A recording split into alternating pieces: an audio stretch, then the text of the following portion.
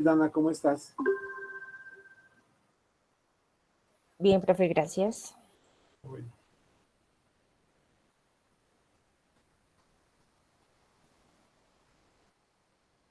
¿Qué les iba a decir?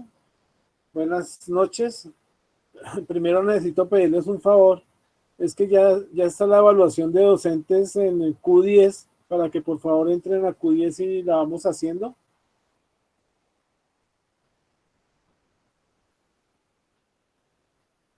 Mañana le toca hacer 3. ¿Qué? Le toca hacer 4. Pero Ah, vale, profe. habla de producción de gas y después hace las otras. Listo. Mañana hago la evaluación y Sí, tranquila. listo.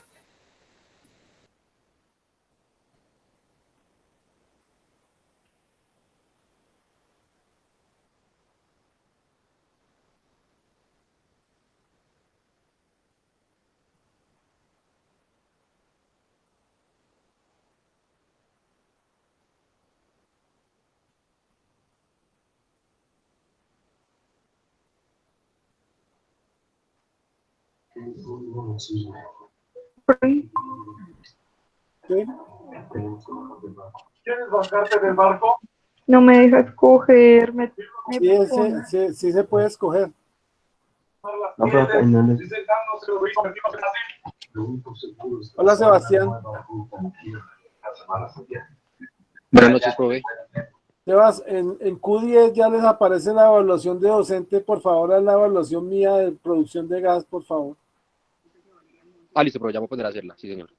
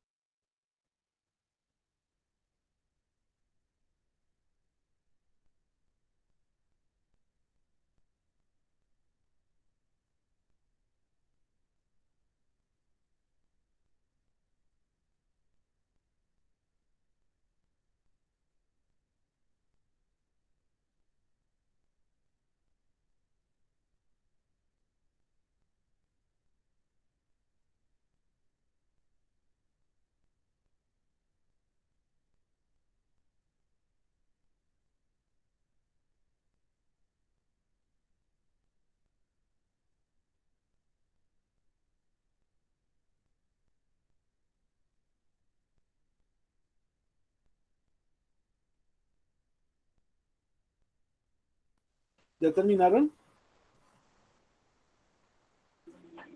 Sí, señor. Sí, María Fernanda.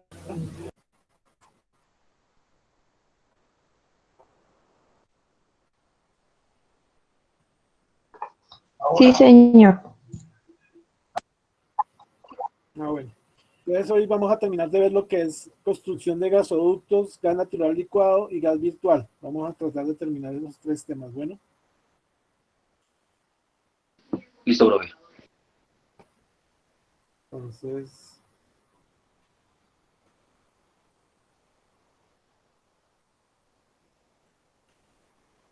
digamos en construcción de gasoducto, entonces vamos a mirar las fases que hay en cada parte de la construcción. Entonces, hay unas actividades preliminares de construcción que hay que hacer previo a empezar la construcción. Uno es la movilización y desmovilización de equipos, campamento de instalaciones temporales para todos los empleados de la obra, localización y replanteo, que es revisar el mapa en campo con un topógrafo, revisar el trazado de la ruta, una señalización temporal de la entrada de volquetas, de trabajos que se están haciendo, y apertura y adecuación de accesos por donde va a entrar la tubería y los equipos de la obra. Entonces aquí está la localización y el replanteo. Esto lo hace un topógrafo. Él va revisando que el diseño del mapa de la ruta y los diseños de construcción los va a verificar. En la señalización temporal tenemos que indicar que entrada de volquetas, hombres trabajando, eh, vías de acceso. La otra actividad que tenemos que hacer es la construcción del derecho de vía, que es por donde vamos a tener la maquinaria y vamos a hacer el hueco para enterrar el tubo. Esta tiene varias actividades. La negociación de tierras, que es la forma de legalizar las tierras para poder pasar el gasoducto por la tierra de un finquero. Entonces, ¿qué hace el negociador? Él va, por ejemplo, el dueño de una finca y negocia la plantación de plátano que va a atravesar el gasoducto y le paga por esa plantación. Adecuación del terreno y apertura y adecuación del derecho de vía. Entonces vamos a mirar qué es eso. La apertura del derecho de vía es el espacio donde va a poder transitar la maquinaria, el personal de la obra y por donde vamos a nosotros el espacio para enterrar el tubo. Aquí estamos viendo cómo una retro está conformando el derecho de vía. Aquí ya vemos el derecho de vía conformado totalmente.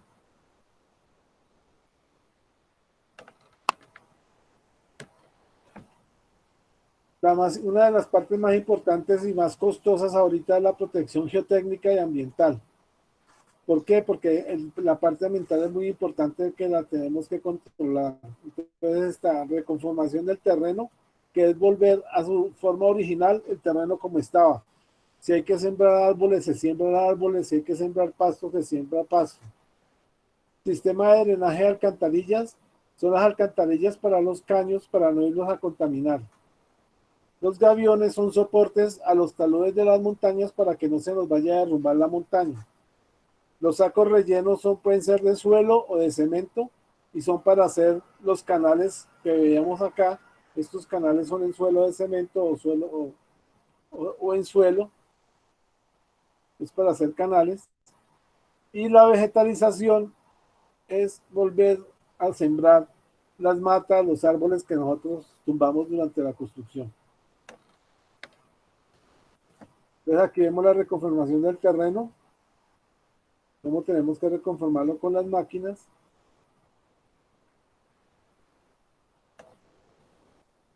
Aquí vemos las alcantarillas, aquí se encuentra la alcantarilla y se hacen estos muros en madera para que el agua pueda fluir libremente y no se vaya a contaminar con el material que estamos abriendo en la construcción.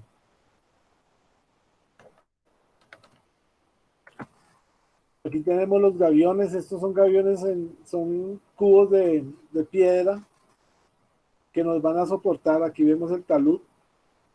Él nos va a soportar el talud para que no se nos vaya a derrumbar la montaña. Hay diferentes tipos de gaviones, aquí los vemos. Este es un gavión en una montaña con un caño.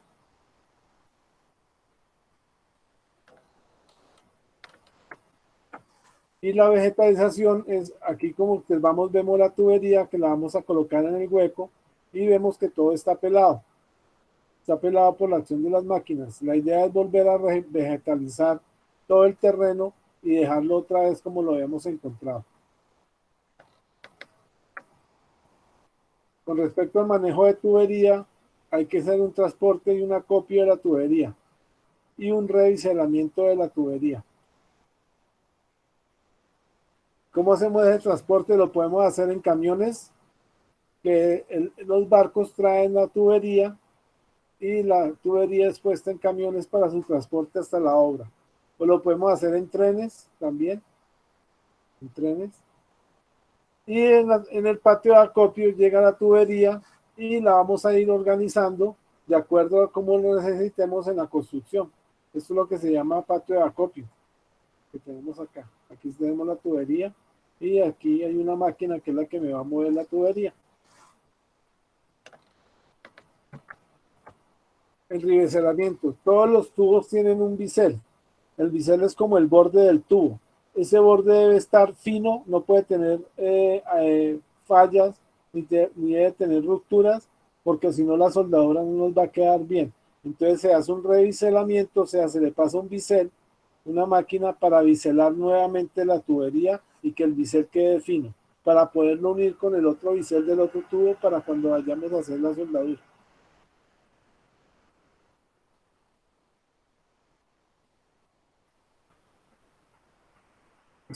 Instalación de la tubería enterrada. Entonces tenemos el tendido, la limpieza interna de los tubos, el doblado de tubería, la alineación y soldadura, la apertura de zanja, el bajado y tapado y la prueba hidrostática.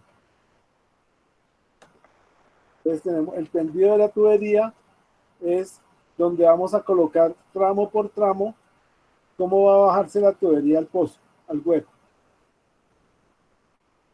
Entonces, eso es lo que se llama tendido de tubería. Aquí lo vemos, la distribución de la tubería a lo largo de toda la ruta del gasoducto.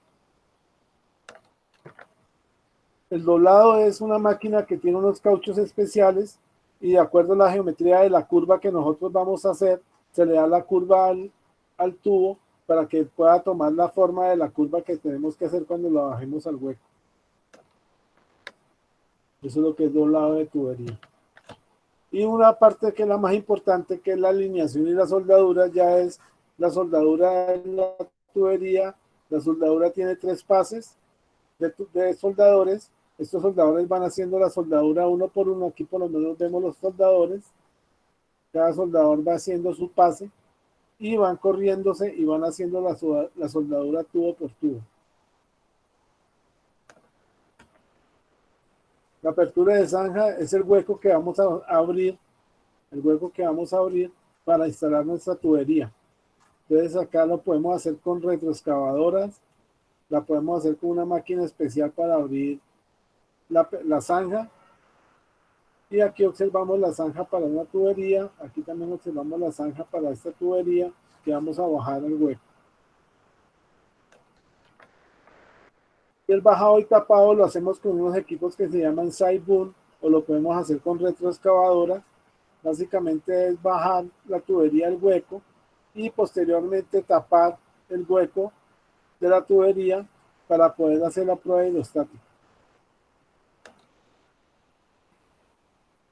Y la prueba hidrostática básicamente es una prueba de mantenimiento de presión.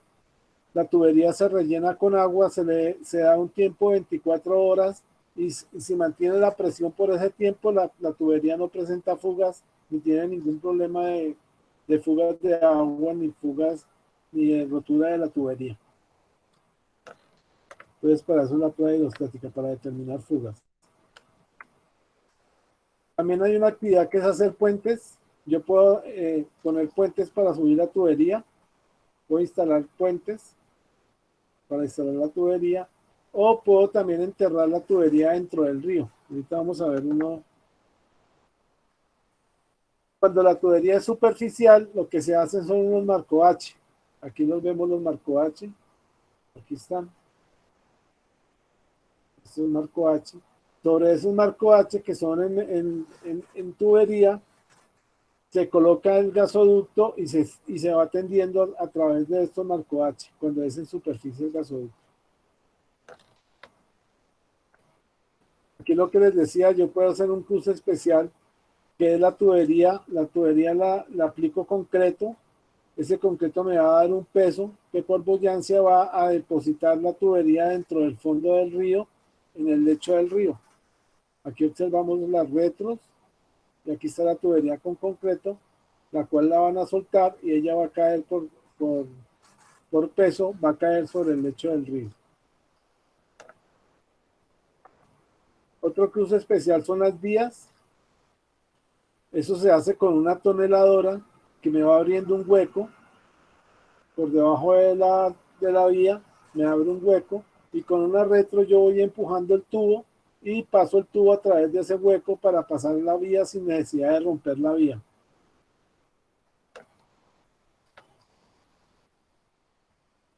Después viene lo que es protección de la tubería. Tenemos protección de la tubería enterrada y la protección catódica. La protección de la tubería enterrada es con unas pinturas especiales que se llaman epóxicas. Se le pueden aplicar en la fábrica de la tubería. Antes de comprarla puede venir de fábrica ya con la pintura, o en el terreno se le aplica la pintura. Aquí podemos observar que le están aplicando la pintura en el terreno. Aquí también. Aquí vemos cómo se está aplicando el spray la pintura en estas 4 imágenes. Entonces podemos recubrir la tubería con el material epóxico en fábrica o en campo durante la construcción. La otra protección que hacemos para la corrosión es la protección catódica y anódica. Básicamente son unos ánodos que se van a hacer de sacrificio. Entonces, en vez de corroerse la tubería, se va a corroer el ánodo.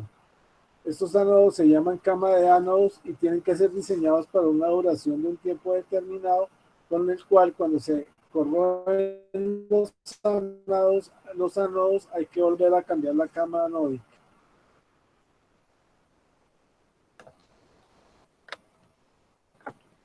Y actividades finales tenemos la señalización definitiva, la limpieza final y los planos finales del pozo, del gasoducto. Entonces acá tenemos la señalización definitiva. Si hay cruces de vías férreas, pues hay que hacer un aviso de que por aquí pasa el gasoducto y que es de alta presión y que hay que tener cuidado con las excavaciones. Y la limpieza final ya es retirar todos los materiales de la obra, dejar limpio el derecho de vía sin contaminar ninguna basura del ambiente.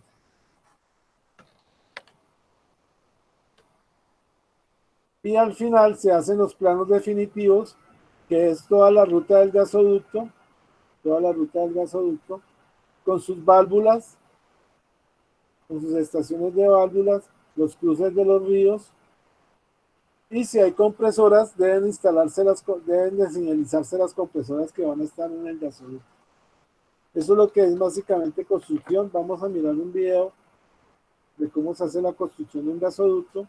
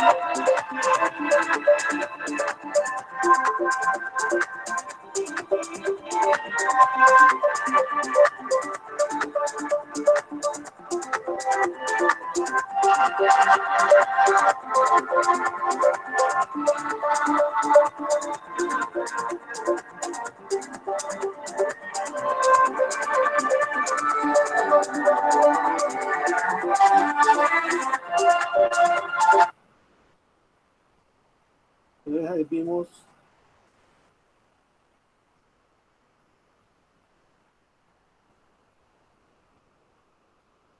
la parte de cómo construir el gasoducto. Ese es el gasoducto de Camisea que se construyó en el Perú, que fue una de las obras más grandes que se han hecho en gasoductos acá en Sudamérica.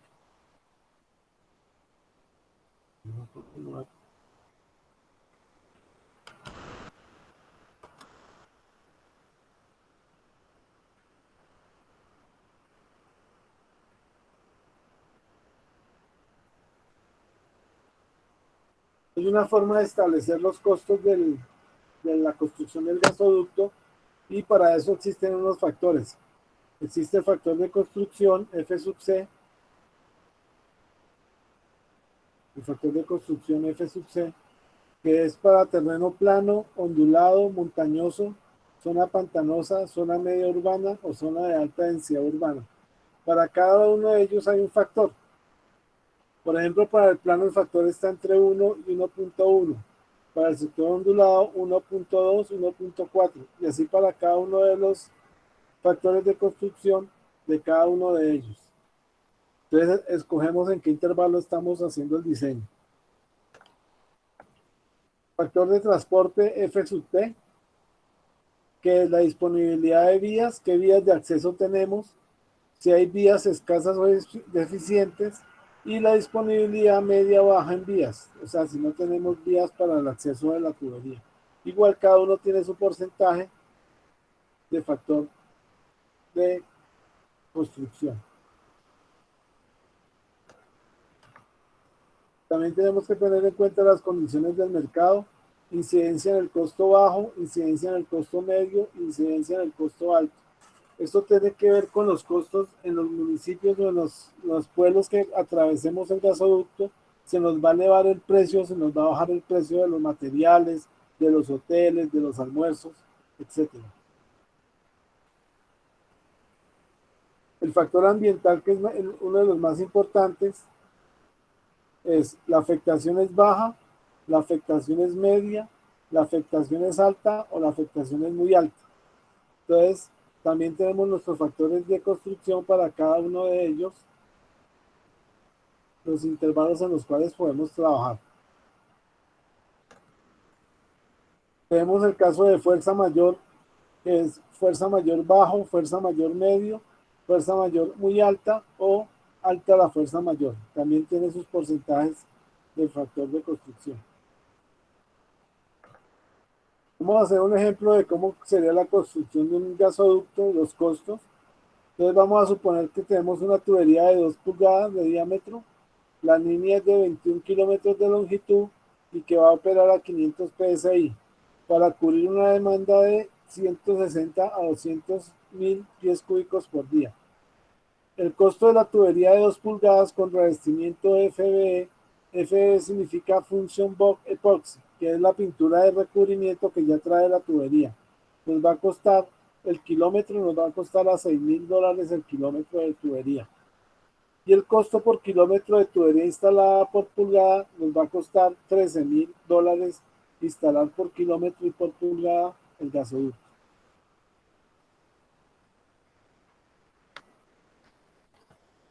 Entonces, con los factores de construcción sacamos para cada factor, para el de construcción, para el de transporte, para el ambiental, para las relaciones con la comunidad, fuerza mayor y factor de mercado, sacamos un factor equivalente para cada uno de ellos y sacamos uno equivalente para el total de factor de construcción.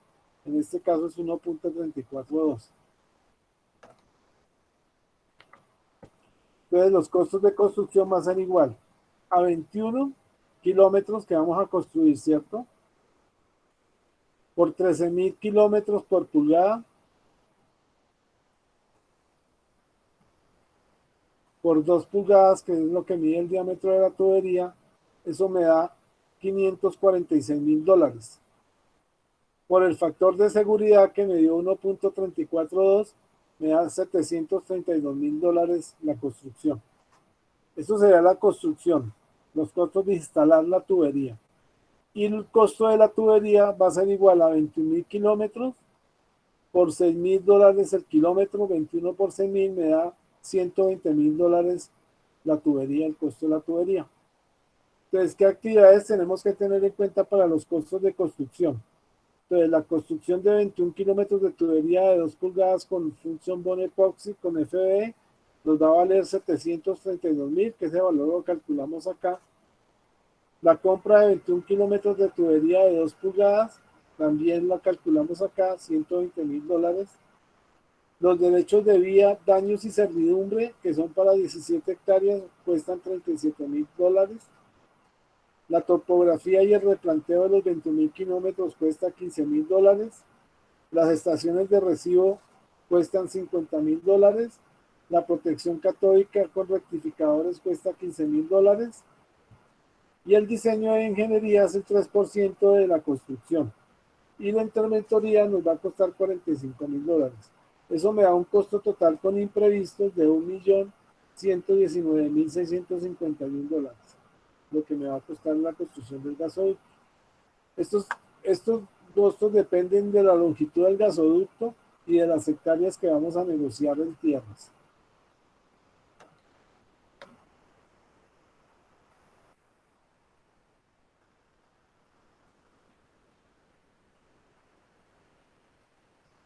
Por último, hay una actividad que se llama el recorrido del derecho de vía.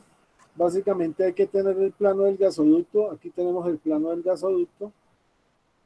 Este gasoducto es el gasoducto que va desde Villavicencio hasta Usme, acá en Bogotá. Y tenemos que tener su trazado. Entonces acá tenemos el trazado. Esto es Villavicencio, viene por acá y empieza a subir las montañas y llega hasta la sabana, hasta Bogotá.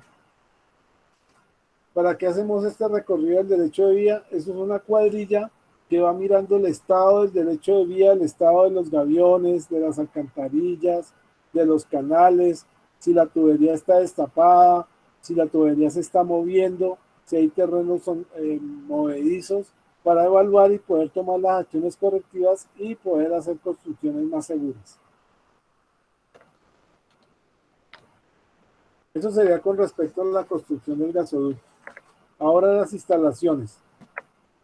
Básicamente instalaciones, pues tenemos nuestros pozos de gas. Básicamente aquí en Colombia pues venimos de la plataforma de Chuchupa, que podemos tener el gas de la costa de La Guajira.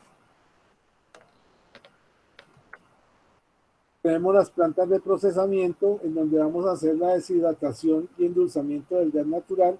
Acordémonos que endulzamiento lo hacemos en Cusiana y Apiay, y solo deshidratación en el gas de La Guajira. La otra instalación, pues el gasoducto como tal. Estos gasoductos que estamos viendo así, que son en superficie, por lo generalmente son en Estados Unidos, que los hacen así. Algo muy importante son las válvulas. Acá tenemos las válvulas, pueden ser manuales o pueden tener actuador. Válvulas con actuador. Esta válvula con actuador se puede manejar remotamente por el sistema SCADA, que es el Supervisory Control and Data Acquisition. Este es un sistema que me controla lo que es presión, caudal y temperatura. En dado caso de que haya una falla en el gasoducto, una fuga o una rotura, yo puedo automáticamente cerrar las válvulas y proceder a bloquear el gasoducto para evitar las fugas de gas. Entonces estas válvulas son muy importantes por eso.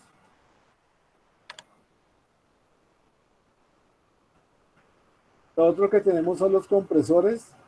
Aquí tenemos un compresor, este es el motor del compresor y estos son los compresores. Aquí vemos los motores, acá son 4 compresores. Esta es la estación de Barranca Bermeja del gasoducto que va de Barranca hasta Bogotá. ¿Para qué me sirve el compresor? Es para, como la presión va cayendo a medida que el gas va avanzando y sobre todo avanzando por las montañas, va perdiendo presión. En los puntos donde la presión llega a 300 psi, hay necesidad de levantar el gas hasta 1200 psi, que es la presión de entrada del gasoducto, que habíamos hablado ya. Entonces, por eso se colocan las plantas de compresión para aumentar la capacidad del gasoducto y elevar su presión.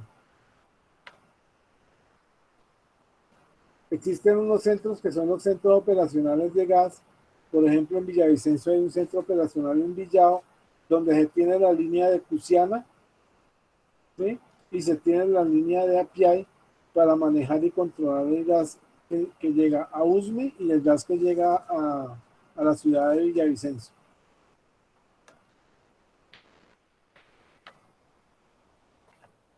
Esto es lo que llamamos nosotros conexiones. Básicamente es para conectar ramales. Entonces tengo la troncal de la tubería y coloco una válvula de seguridad y coloco el ramal que me lo va a llevar a una ciudad o a un pueblo o a una industria para su consumo final.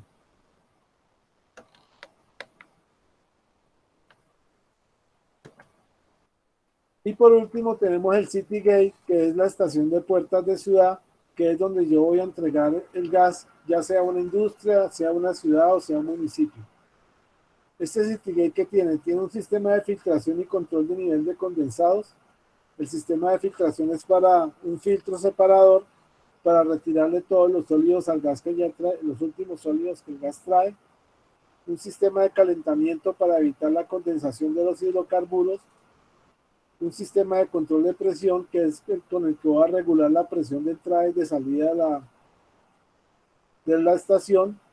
El sistema de medición que es basado en las normas AGA, American Gas Association, que puede ser un medidor de los que vamos a ver de turbina, de medidor de placa de orificio, medidor Coriolis o medidor ultrasónico. Y acá también vamos a mirar la calidad del gas que vamos a tener de acuerdo al reglamento único de transporte, que es el que me fija todas las normas de calidad de gas en Colombia. El otro parte que tenemos es el sistema de olorización. Como sabemos, el gas no tiene olor, entonces tenemos que echarle un químico que es el mercaptano. Con ese mercaptano le damos olor al gas.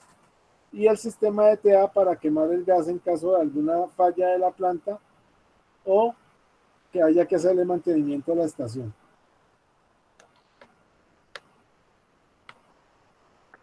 Aquí tenemos el diagrama. Acá tenemos la entrada del gas, del gasoducto. Tenemos una válvula de seguridad. Tenemos nuestro equipo de filtración. Tenemos nuestro calentador de gas para evitar la condensación de líquidos. Tenemos nuestro sistema de regulación. Acordémonos que el gas viene con una presión del gasoducto y la tenemos que regular para entregarla a una presión definida en el contrato con el remitente. Tenemos el sistema de medición, tenemos el sistema de odorización, la TEA, la otra válvula de seguridad y el gas hacia el remitente.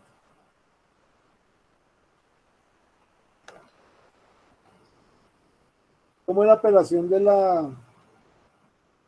del sistema de gas natural y en las estaciones del Citygate?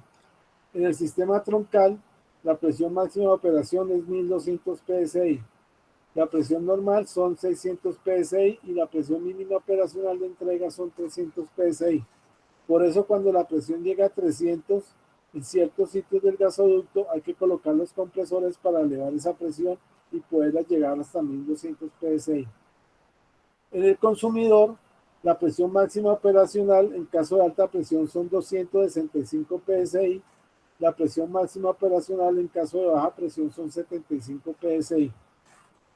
Y la temperatura mínima operacional son menos 5 grados centígrados y la temperatura máxima operacional del gas son 40 grados centígrados.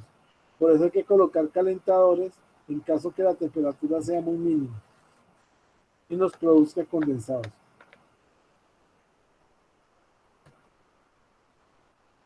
La operación. La humedad relativa ambiental mínima 40%, máxima 100%, en un promedio del 70%. La capacidad volumétrica de la estación, el flujo de gas mínimo y máximo manejar está de acuerdo al estudio de consumo del área donde se va a entregar el gas natural, o sea, el estudio de mercado que tenemos que hacer para definir cuánto gas vamos a consumir. La máxima velocidad del gas por tubería son 20 metros por segundo, por el cuerpo de las válvulas es 40 metros por segundo y las presiones y condiciones estándar de temperatura son 1465 psi para la presión y para la temperatura 60 grados Fahrenheit.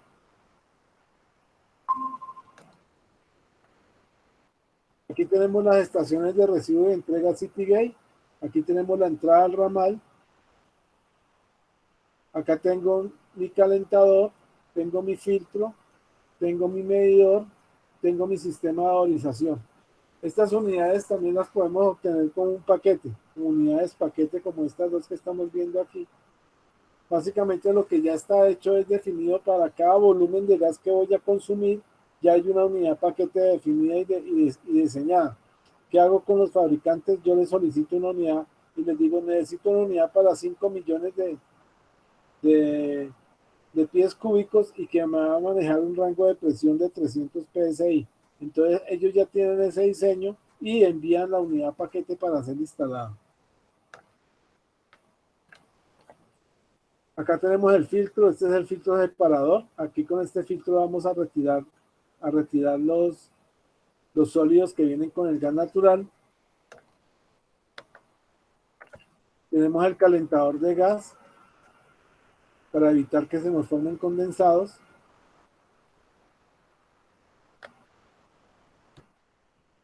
Tenemos la válvula de regulación, esta es una válvula de regulación.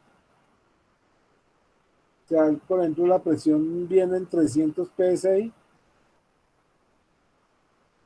y la puede regular a la salida hasta 15 psi.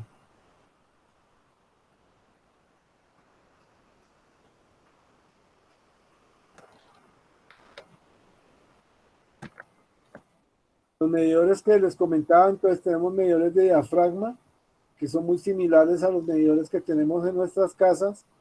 El medidor de coriólisis, que es un medidor de flujo másico. El medidor ultrasónico, que mide tiempos de tránsito dentro del gas natural.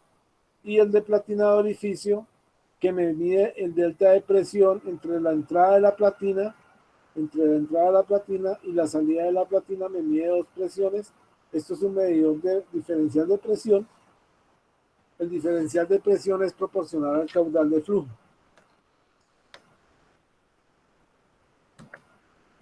Acá tenemos el sistema de odorización que se hace con mercaptano. Acá se tiene el recipiente con el mercaptano. Hay unas válvulas de seguridad y una válvula de inyección que me va goteando el gas natural y me lo va inyectando con el mercaptano para darle el olor característico al gas natural. Y este es el sistema TEA, es una TEA común de una planta de Citygate.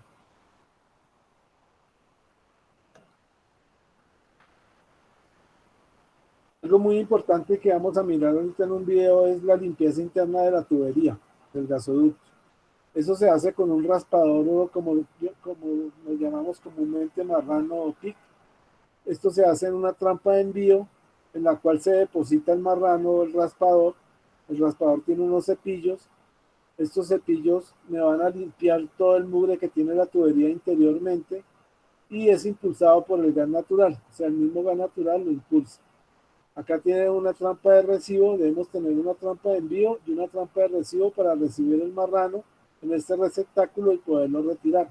Aquí ya podemos ver el raspador ha hecho su función. Aquí vemos cómo sale el mugre que ha recogido de todo el óxido que encontró.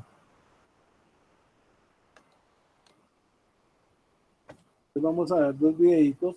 Vamos a ver un video para que ustedes se imaginen una explosión de gas donde no tengamos mucho cuidado con el diseño de gas, cómo puede ser una explosión de un gasoducto.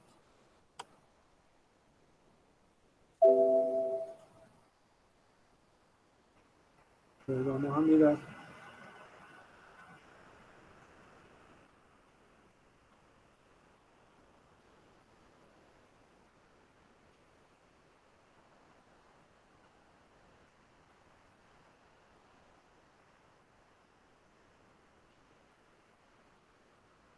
¿Ya me oyen mejor?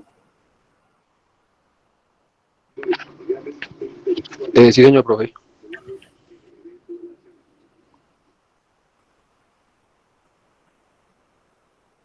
Entonces vamos a ver el video de cómo se limpia el gasoducto con un raspador.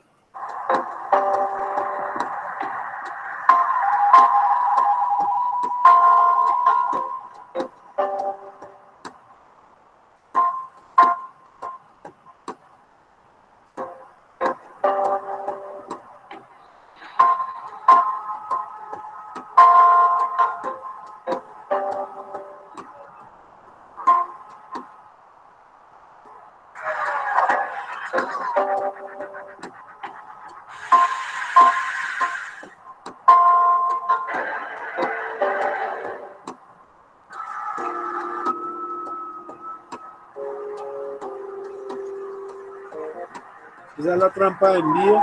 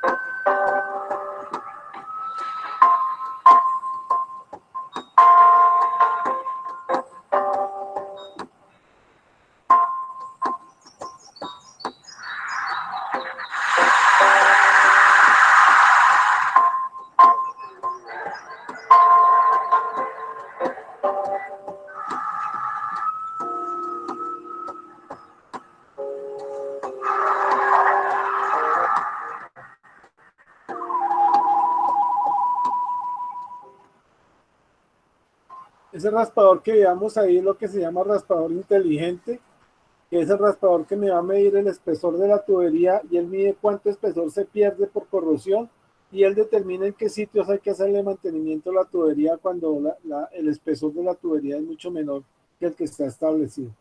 Entonces vamos a ver un videito de una explosión del gasoducto, de un gasoducto en México, para que ustedes vean la magnitud de lo que puede tener un mal diseño de un gasoducto.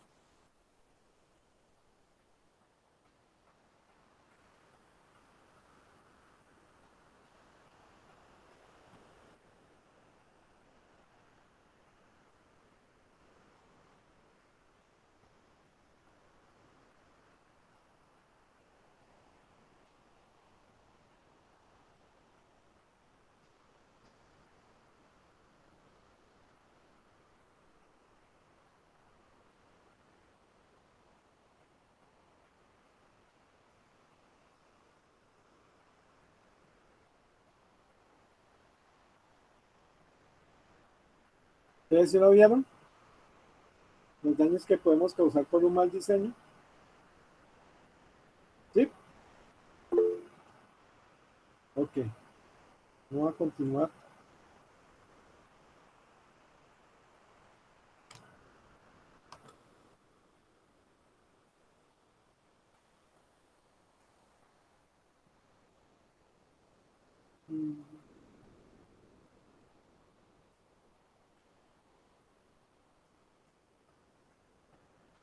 Bueno, vamos a continuar con, eso sería todo lo de gasoducto. Entonces ya vimos cómo es el flujo en tuberías para gasoductos, vimos el diseño de gasoductos que hay que tener en cuenta y la construcción y las instalaciones que tiene un gasoducto. Entonces vamos a ver un tema que es el gas natural licuado, que es un tema que pues está de moda porque es uno de los últimos métodos para transportar el gas natural desde sitios lejanos o desde campos de producción lejanos de gas natural. Entonces, el gas natural es licuado, es un gas natural que ha sido procesado para ser transportado en forma líquida. Entonces pasamos de gas a líquido. Es la mejor alternativa para monetizar reservas remotas y aisladas donde no es económico llevar el gas al mercado.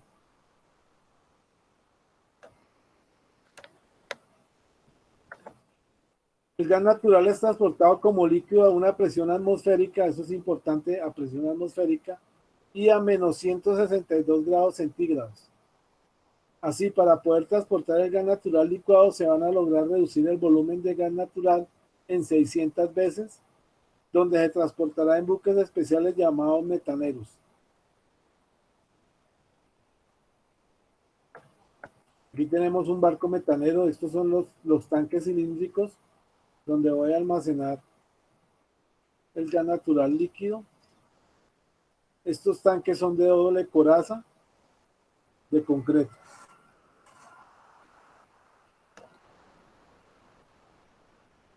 El GNL se transporta a presión atmosférica en buques especiales construidos con casco doble de concreto. El gas natural licuado en los tanques de carga del buque se mantiene a una temperatura de saturación de menos 162 grados centígrados a lo largo de toda la navegación. Una vez el buquetanque del gas natural licuado llega en la terminal de regasificación en la zona de mercado, el gas natural licuado es bombeado desde la nave hasta los tanques de almacenamiento. Ahorita vamos a ver cómo serían las plantas de regasificación y de licuefacción. Luego el gas natural líquido vuelve a su estado gaseoso original. O sea, lo almacenamos en forma líquida y cuando lo tengamos que usar como gas natural normal, vaporizamos ese líquido y lo convertimos otra vez en gas. Para ello se bombea desde los tanques de almacenamiento y es calentado con vaporizadores hasta las condiciones de entrega especificadas por las empresas de gasoductos y los usuarios finales. O sea, este gas natural licuado también tiene que cumplir con todas las normas de calidad que se deben de cumplir de contaminantes y deshidratación del gas natural. Por lo general, el gas que sale ya de la planta de licuefacción sale con la calidad efectiva para poderlo comercializar.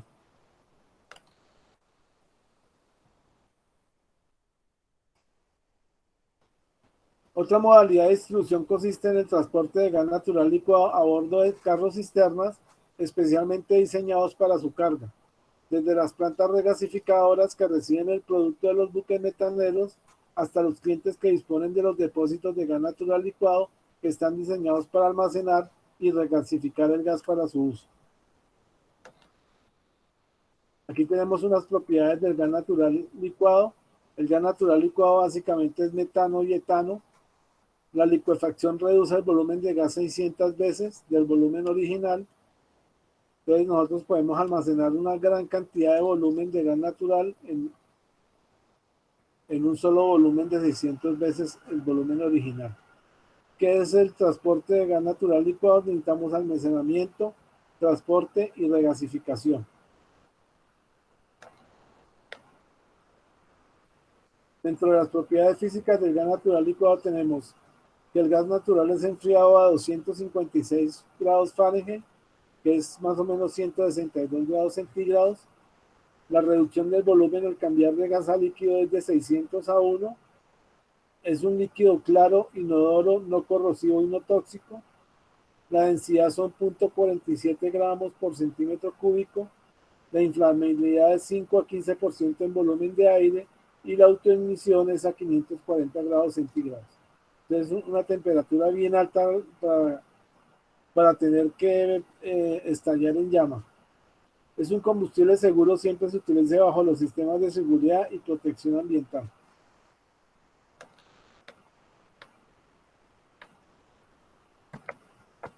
Aquí tenemos la planta de licuefacción. Acá viene el gas, por esta línea roja. Llega a la unidad de refrigeración y licuefacción. Aquí es donde vamos a licuar el gas. Después lo pasamos a la unidad de retiro de CO2 y trae CO2.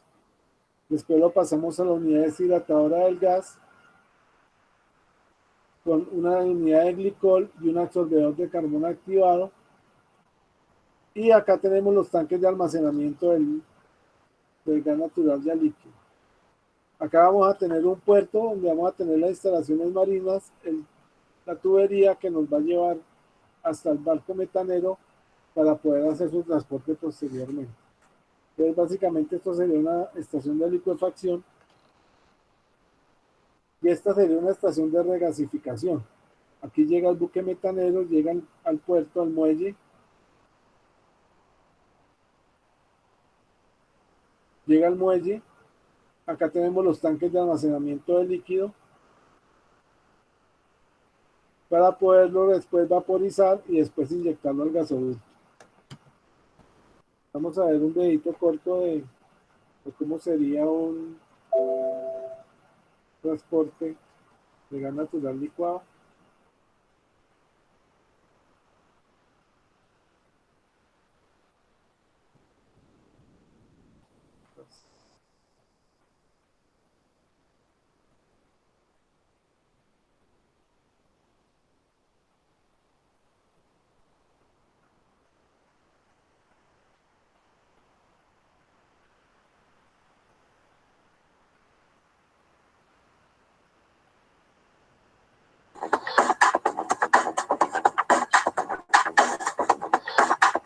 Nuestro mundo se vuelve cada vez más pequeño, sin embargo, la demanda de energía continúa creciendo.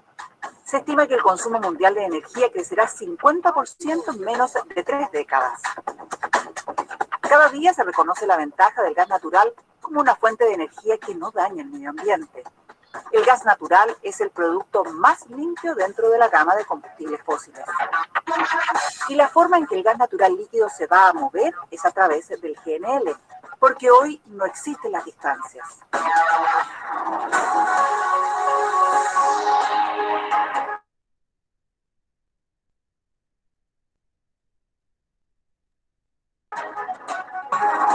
Es probable que usted haya ido a hablar recientemente acerca del GNL o gas natural líquido en las noticias a propósito de la llegada de este nuevo combustible a Chile. Pero, ¿qué es el GNL? ¿Por qué lo necesitamos? Y lo más importante, ¿es seguro? ¿Qué es GNL? GNL es el mismo gas natural, limpio y seguro que se usa en los hogares para cocinar y la calefacción, y como combustible en la industria y para generar electricidad. La diferencia fundamental es que el GNL es gas natural que ha sido enfriado hasta convertirlo en líquido. Este proceso se hace en instalaciones llamadas plantas de licuefacción. El gas natural es enfriado hasta alcanzar los 161 grados Celsius bajo cero. Al reducir tanto la temperatura, el gas se condensa en un líquido. Este proceso permite reducir su volumen en aproximadamente 600 veces. De esta forma, 600 metros cúbicos de gas quedan reducidos a tan solo 1 metro cúbico, lo que facilita su transporte a largas distancias.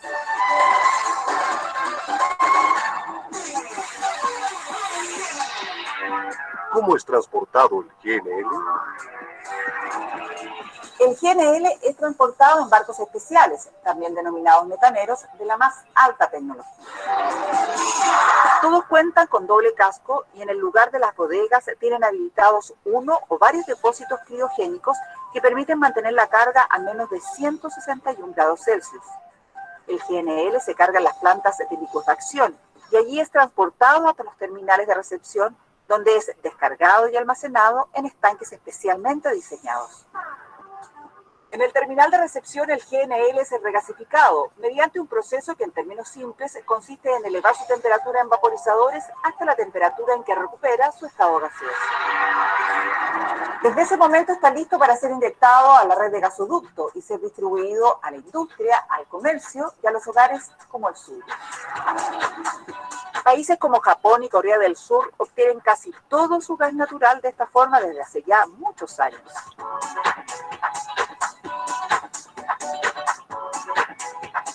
Gracias a la construcción del terminal de recepción y la planta de regasificación en la bahía de Quintero, ubicada en nuestra zona central, Chile puede disponer ahora de gas natural en forma permanente y segura, siendo el primer país del hemisferio sur que cuenta con instalaciones de este tipo. ¿El GNL es seguro? La industria de GNL ha estado produciendo, transportando y distribuyendo GNL en todo el mundo de manera segura desde hace más de 40 años. De hecho, hoy en día los barcos para GNL se encuentran entre las naves más seguras y confiables en el mar. Estos han sido construidos usando los más estrictos estándares internacionales y están equipados con avanzados sistemas de navegación y monitoreo a bordo. Los buques transportadores de GNL son embarcaciones especialmente diseñadas y aisladas para prevenir fuga o ruptura en el evento de un accidente. Su diseño de doble casco ofrece una protección adicional y los tanques de GNL están contenidos en su totalidad dentro del casco interior. No es necesario presurizar el GNL para mantenerlo líquido. ¿Cuáles son las medidas de seguridad en uso? Tanto los sitios de emplazamiento para las instalaciones de GNL como los materiales que se utilizan para su construcción son elegidos luego de un cuidadoso estudio. Debido a que el GNL es almacenado y transportado a tan bajas temperaturas, las instalaciones de GNL utilizan solo materiales que no se ven afectados, tales como aleaciones de níquel, acero inoxidable o aleaciones de aluminio. Para mayor seguridad, los tanques para GNL tienen sistemas de contención independientes. Algunos diseños cuentan con un tanque interior rodeado por un grueso tanque exterior de hormigón armado, que incluye una tapa también de hormigón.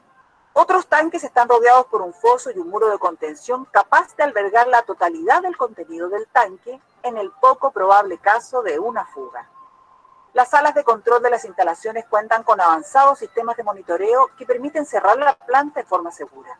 Además, el personal está altamente capacitado y sometido a un constante proceso de certificación. ¿El GNL representa un riesgo ecológico?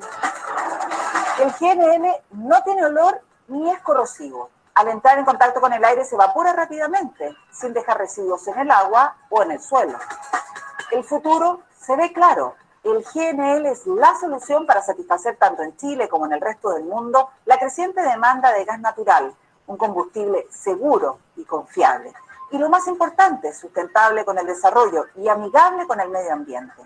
El gas natural líquido es la energía del presente y del futuro.